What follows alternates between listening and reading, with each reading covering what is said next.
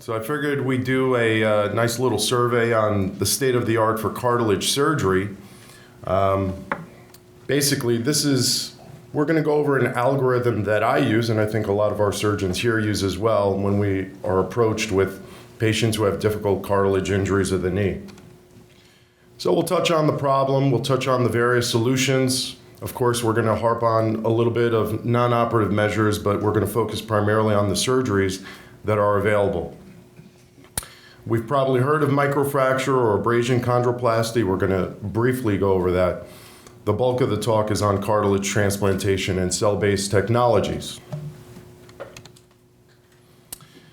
So as virtually everyone in the audience knows, cartilage is basically a thin cushion that lines the surface of the bones. So as I explain to patients, cartilage is what is providing that smooth, friction-free surface that allows for pain-free motion. The issue with cartilage is there really is no blood vessel that nourishes the cartilage directly. As you can imagine, let's see here. There's nothing, that directly is feeding into the cartilage. And that's a problem because while we may not like it when, you have a cut on your arm or something and it bleeds extensively, bleeding is what brings all the cells that allow for healing. So cartilage by its nature is avascular and it has a very limited ability to heal. Injuries to the cartilage, excuse me, such as this arthroscopic image, which we can clearly see shows a lot of fraying of the cartilage and exposed bone, can lead to pain, swelling, and ultimately the thing we fear, especially in young athletes, but active people in general, is arthritis. So initially, we may consider non-operative measures depending on the size of the lesion, depending on where it is. We can try things like activity modification. We can consider something called an unload or brace. Anti-inflammatories, we can consider physical therapy, of course. And then people always ask me, well, does PRP or stem cells, do they help? There's very limited evidence that for a cartilage injury such as you saw in that arthroscopic image, that PRP or stem cells will undo that problem. But we do sometimes consider biologic augmentation in certain situations, especially at the time of surgery, because again, the goal is to get a healing response, and usually that involves some sort of bleeding or blood product. So if it's a young athlete or even an adult who's active, who otherwise has a fairly good-looking knee, and they have a discrete cartilage injury. See, the other thing we need to really focus on is sometimes I have patients who come in, and what they basically have is arthritis. Now, arthritis is when you lose arthritis is a somewhat different process than what we're talking about. Arthritis is, it involves not just cartilage loss on both sides of the joint. It oftentimes will involve changes in the bony architecture, the ligaments, etc., the alignment of the knee. People can become bow-legged or knock-kneed. So arthritis is a separate problem. If someone has a very discrete cartilage injury, say in the setting of an ACL injury, or for whatever reason, say patella dislocation, that's another time where we will see these discrete cartilage injuries. What are the options? Well, we could do something as basic as just scoping the knee. We go in with the camera, we find the loose piece like this, we clean it out, we make sure that the cartilage borders are stable, and then we let the patient rehab and then return to activities. So it's very straightforward. The recovery is quick. The fundamental issue is we're not addressing the real problem or the elephant in the room. Now, about 20 years ago, microfracture was super hot. I mean, all the NBA players, the NFL players were getting it done. Is there really a role for it in today's OR? Frankly, we rarely use it. I rarely use it. I think most of the surgeons here rarely use it. It's sort of fallen out of favor. The theory was that if we create these holes in the bone, basically microvascular channels that allow the stem cells in the bone marrow to rise to the surface, that it could create a fibrocartilaginous onlage that sits on the surface to provide some cushion. The truth is, in execution and in practice, it doesn't work that simply. and the recovery was extremely difficult on patients. Dr. Stedman, who popularized this, also had a protocol that most of us use where patients were non-weight bearing for 6 weeks. They were in the CPM all day. It was kind of brutal. And we know now that, for instance, keeping people non-weight bearing is really, really not good for the bones, for the muscles, for the tendons, for the joints. So I personally rarely use this. Now, there are certain instances where if it's a really small injury, if it's in a very stable location or a location where it's well protected, I may consider it. But for the most part, microfracture is not really an option nowadays. What we favor now, what I favor for sure, is whole cartilage transplantation, and we'll go over the cell-based type of procedures. Here we see cartoons that sort of depict, this is an allograft transplantation because it's a very large piece of bone and cartilage that is transferred to the weight-bearing zone of the femur. And this is an autograft version where we take a little bit of bone and cartilage from an area of someone's knee that's not weight-bearing and is not as critical, and we move it to the weight-bearing zone of the knee. What are the advantages? One, you have real mature cartilage. You don't need to wait for it to grow. It's already there. It can be accessed relatively easily if you do the autograft, and it's a single stage. So that plays a significant role as well when we're thinking about athletes. We're thinking about when can they get back, how does this figure into their recovery, return to sport, etc. The disadvantages. One is if I take someone's cartilage and bone, of course there's going to be some donor site morbidity we need to take into account. When we use allograft, we have to size match the knee. We have to find an exact specimen that fits the contours and is the size of the knee that we're trying to work on.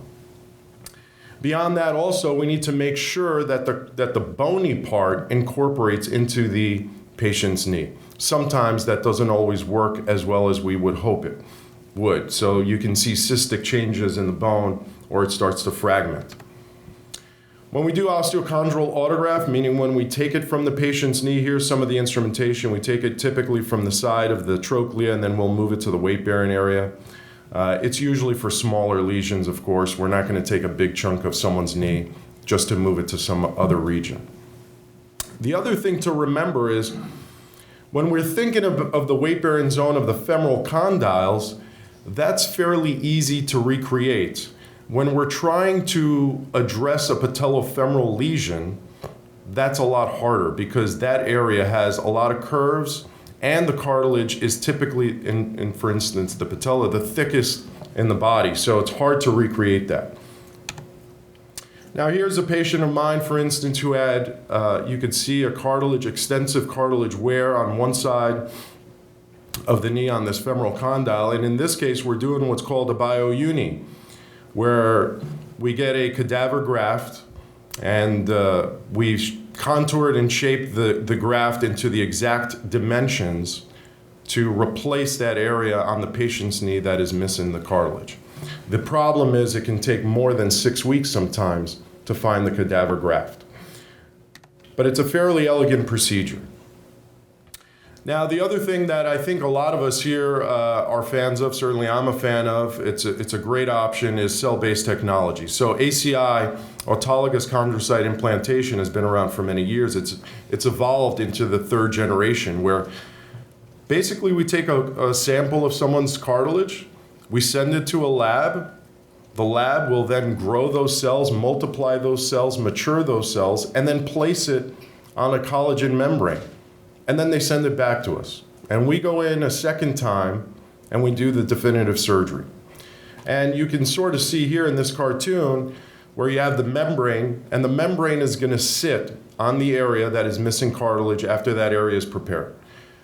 The downside is it is a two-stage procedure. You have to go through these stages where we have to get the biopsy first, we have to get the approval from the insurance, the lab has to grow it, and then we get it back. So usually it takes at least 6 weeks or longer to do the definitive surgery.